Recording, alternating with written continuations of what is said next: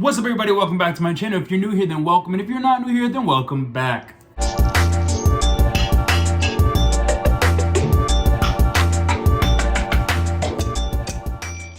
Before we get started, please don't forget to like, comment, subscribe, turn on that bell notification for when I do upload new videos. You guys will be the first to know. If you guys are big Disney fans, or if you're just a fan of this content, if you're going on your next Disney trip, then this video is going to be for you, so please stay tuned. As some of you may know, I recently went to Disney World February 11th through the 14th, and I did 3 of the main 4 parks. I was going to do Epcot, but money was a little tight, so I just opted out to do the 3 parks. And this was the first time I got to experience the 50th anniversary in all of its glory, since I didn't get to see it when I went back in September because it started in October. Also, on top of that, I was able to do the Genie Plus, which is the new basically fast passes. That's what it replaced, and this is also a paid service. So today I'm going to be talking a little bit about the Genie Plus and the 50th anniversary and what my initial thoughts on it were altogether. So not to waste any time, let's get started. So the first thing I'm going to speak about is my thoughts on the 50th anniversary.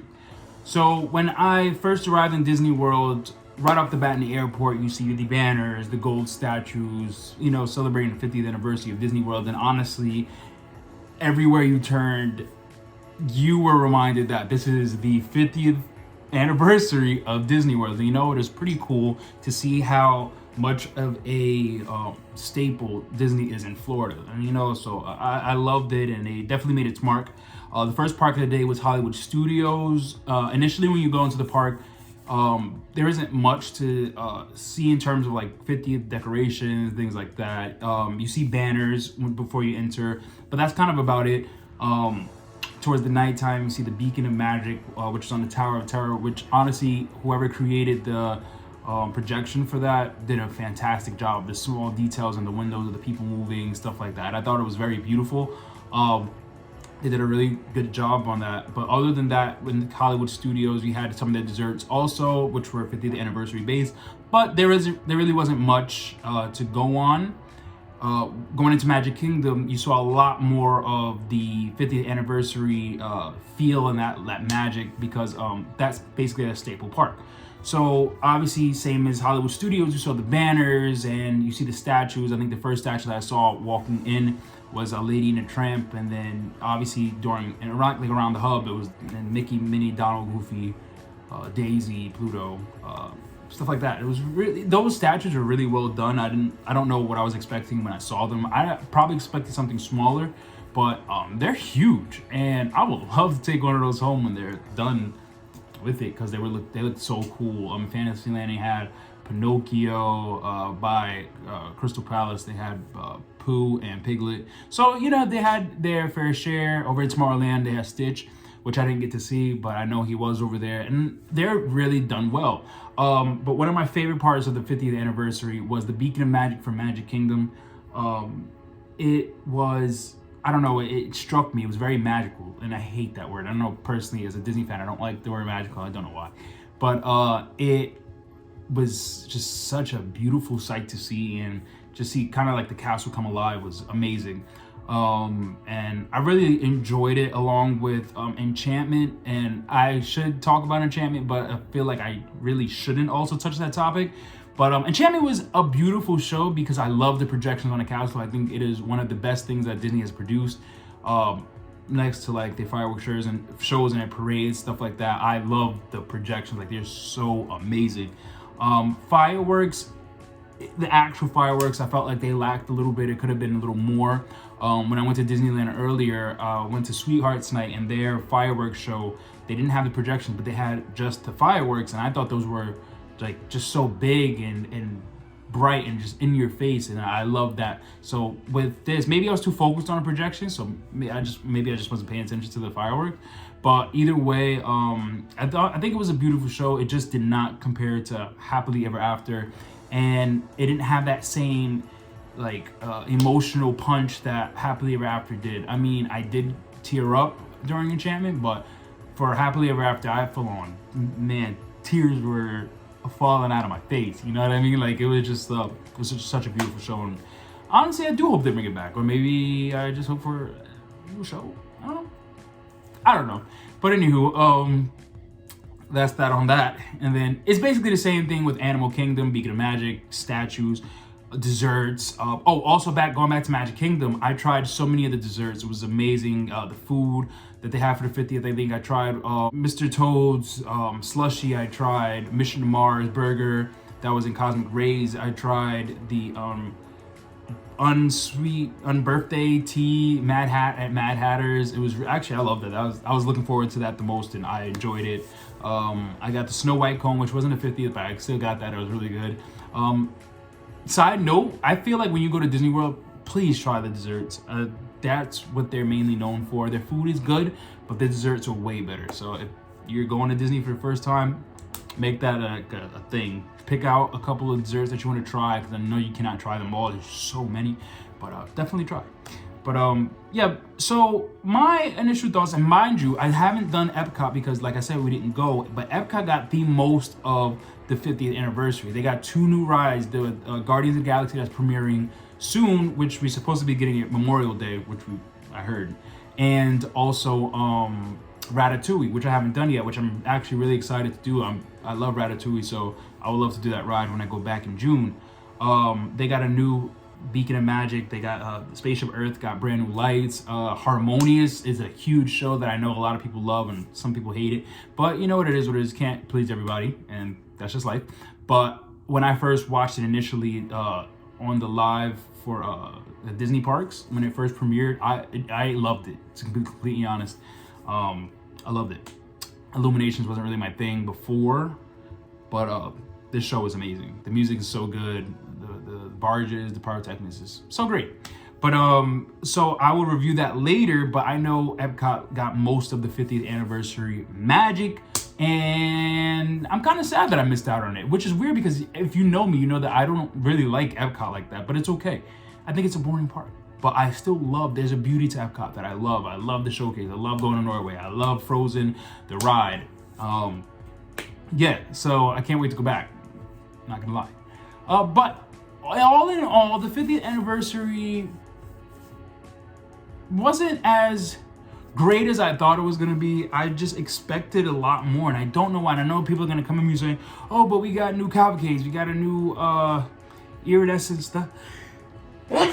Sorry, we got new like iridescent merchandise. We got rides, merch, yada yada yada. Yes, we got all that, but there was something that was lacking for the 50th anniversary, and I don't know what it is, so don't ask.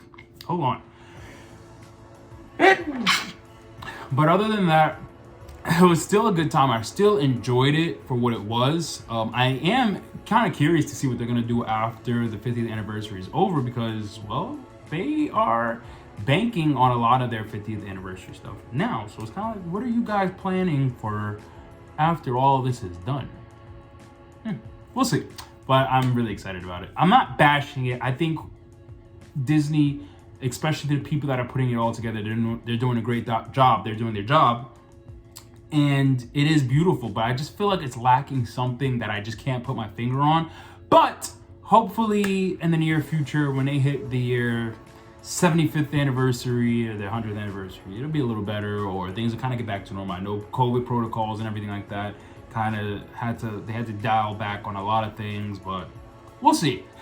Let's go on to Genie Plus. So if you guys do not know, Genie Plus is the new, and I don't know about improved, but it is the new system for basically replacing Fast Passes. It was great, and I loved it. But now replacing Fast Passes is Genie Plus, and there's a free system and a paid system.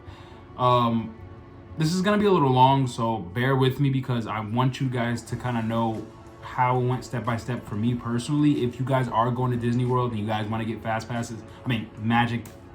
Oh my God, I can't. If you guys want to get Genie Plus, there we go. Then this kind of helps it a little bit, or my side of the story and how things flow. So maybe your experience will be a little better, but we'll see. But anywho, initially going into it, I told myself I wasn't gonna buy the Genie Plus because I'm like, when I went to Disneyland, I didn't need it. Rides lines went by pretty quickly. I forgot there was even a Genie Plus there because it's like I didn't need it. I really didn't. But going to Disney World, for some reason, there's been such a big influx of people and just like vacationers going to Disney World lately. There are no slow times. So the time where we went, it's supposed to be off-peak season, but it wasn't. And crowds were crazy like the whole weekend, and it wasn't even President's Day weekend. It was just like a regular weekend. And so I told myself I wasn't gonna get it. First park of the day was Hollywood Studios, and we go straight to the Slinky Dog Dash. So mind you, I'm with two teenagers, and in my mind I'm like, I know that they're gonna be restless, they're not gonna want to stand in these lines. So I was still kind of debating whether I should get Genie Plus or not. So we're standing in line, and it says approximate wait time I think was 102 or 95, one of those. And I'm like, okay, we'll wait in this line. It's probably gonna go by quickly because, like I said, Disneyland, those lines went by super quick. Here, we literally waited in line, I want to say almost 2 hours, and it wasted our day. Mind you, our flight came in at 10. We got to the parks at 12. We wasted 2 hours standing in line, and I'm just like, okay, I have to get Genie Plus. So Genie Plus is a $15 price tag, and it's $15 per person. So I ended up paying for everything because they're 16-year-olds. I'm not gonna make them pay. I paid for 3 people. I think it came out to like 48 with taxes, stuff like that. And if you want a big e-ticket ride, so for Hollywood Studios, it's Mickey and Minnie's Runaway Railway, which was $11, and you had Rise of the Resistance, which is $15. And I paid for both of those for 3 people, and it came out to way more. So it was just such an expensive day, is what I can basically call it. So in line, I got the Genie Plus, and to be honest, it was such a waste of my money because everything that we wanted to do was basically sold out. So I'm just like, I think we literally did 2 rides with our Genie Plus, in which was Toy Story Mania, which we got one for, and wait, I think that's it. I literally think that's it. Because Tower of Terror was done for the day, gone by 1 o'clock. Rock and Roller Coaster gone. Smuggler's Run gone. Slinky Dog Dash, even if you wanted to do that again, we couldn't. That was done for the day. So it was such a waste. So basically, I did the 2 paid rides and then the one with the Genie Plus, and the rest we kind of waited online. They did Rock and Roller Coaster, and they waited, and the wait was like almost an hour and a half. And I'm like, this is ridiculous. Like, if you're gonna have a system where you're paying for this, we should be able to have access to these rides because we're paying for them. I get it that they sell out or there's windows that they don't have anymore, but the fact that I paid for that and I didn't get reimbursed because I technically only did 1 ride, I'd rather would have paid for that ride than paid the whole 15. I don't know. It just didn't make any sense to me. But I felt like that day was a waste for my Genie Plus. Now, not to say everything was a negative. Going into Magic Kingdom, I kind of learned from my mistakes of Hollywood Studios. I got it early, and so the big e-tickets for Magic Kingdom are Seven Dwarfs Mine Train and Space Mountain, both of which I also paid for on top of the Genie Plus, which is $15. I think if I remember correctly, Seven Dwarfs Mine Train was $12 or $11 or $9, one of those. I don't remember. And Space Mountain was $9. That one was $11. So I paid for those, and it was okay. But with this day, we did everything a little early, so we got to do certain things. Like, I didn't reserve the teacup ride because that was only a 5-minute wait. Actually, for us, it was like a 2-minute wait. And certain rides, we kind of just didn't need it. We didn't need it. But I did Peter Pan's Flight. We did Haunted Mansion. We did Big Thunder Mountain. We did almost everything, I want to say. I think the only thing we didn't do was Splash Mountain because they didn't want to get wet, and I understood that. But it was a great day as to why Genie Plus was needed, and if I would, going back, I'd definitely buy it again because these crowds, like I said, were ridiculous. But we had a good time, and at that time, thank God for Genie Plus, because we wouldn't have gotten to do half of the things that we done. So basically, it was the same exact thing for Animal Kingdom the next day. 2 e-ticket rides. It was Flight of Passage for Avatar, and it was supposed to be Everest, but Everest is down for refurbishment, maintenance. Won't be back up until like, I think they said April or May, which kind of sucks because they really wanted to do the roller coaster. It was like, that looks so cool, and I'm like, I'm sorry guys, Asia was super empty. But other than that, Animal Kingdom, I told myself I'm not gonna buy it, but I'm just like, you know what, these rides get such long wait time because there aren't many rides in Animal Kingdom. So I'm like, let me just buy it. I wasn't gonna buy it, but I caved in and got it, and I honestly am glad that I got it because we got to basically do everything. I think we did It's Tough to Be a Bug, we did Lion King show, we did Navi River, which is always such a long, long line, but nobody wants to wait in that line because it's a slow moving ride, and I love that ride, but everybody doesn't like to wait for it. Dinosaur, which is one of my favorites. Shout out to you, Sean, because I know you love that ride. But what else? That was, we did Cali River Rapids. It was freezing that day. It wasn't freezing, but it was cold. And I'm like, why did we do this? You know what? I paid for this. Yeah, we're doing it. So it was fun either way. We basically literally got to do everything except for whatever was in Dino Land. We didn't even walk into Dino Land because we don't get into Dino Land at this point. But it was, to say the least, useful. I will say Genie Plus was useful, but it's just my initial thoughts on this. I'm just gonna let you guys know right now, Genie Plus is such a cash grab, and it's low-key ridiculous what Disney is doing with this system, because how do you go from everything that was free before to now we are literally paying for a fast pass system to pay for extra rides that were supposed to be free if this was a regular fast pass? Like, they're milking us dry. This trip isn't even cheap to begin with, and then on top of that, you want us to pay for food, hotel, and rides if you want to skip it, knowing that it's such, like, the wait times are just crazy. Like, I don't even know what they can do to fix this, but it's just ridiculous. I think that the pricings are just crazy.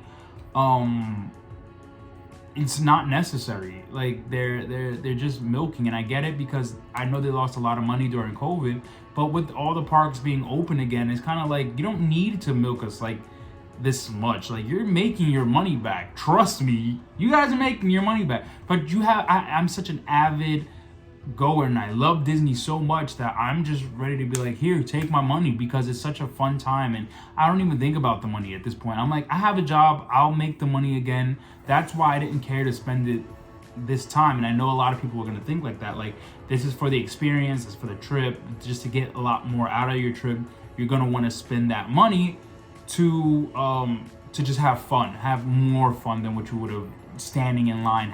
Nobody wants to go to Disney to spend half of their time in line, and that's exactly what we would have done if I didn't buy these fast passes. So I think it's just a waste of money. It's just a waste, but it's like, I'm so conflicted. It's a waste of money. I hate it, but it's like, this is so necessary, and I love it at the same time. But there are some kinks that they need to figure out. The system glitches a lot. Sunday we had a couple of problems, which wasn't terrible, but it was just like, yeah, you guys need to really work on this if this is staying for good, because I'm not gonna sit here and spend $15 if, there's gonna be glitches or things are gonna go wrong, or I can't pick rides, or I can't do certain things. Like, it's just a waste. But other than that, I love it. I like it. I mean, it's cool. I don't know. I'm confused. But yeah, other than that, I will probably be using it again for Epcot, because Frozen is always such a long line, and I love Frozen. That's like my main ride. Another e-ticket over there is Ratatouille. I think that one's like $11 or $12 or something like that, and I'm gonna pay for it just because I'm not waiting in that line. I don't want to wait in these lines. They're crazy long. But yeah, it is what it is. Disney, you're milking me dry, man, and I still love you because I'm gonna go back. Probably not gonna get it for Disneyland, but if the wait times are going up as much as I'm seeing lately, like, it's been a reoccurring thing where it's supposed to be low, but they're kind of fluctuating in Disneyland also. I'm probably gonna have to buy it too just to see how it works over there also, but we'll see.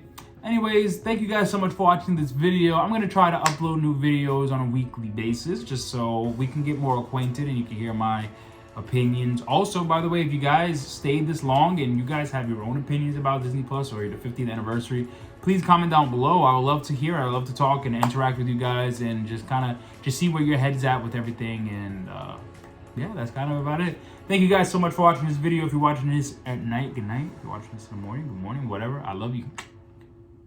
I don't know what that was.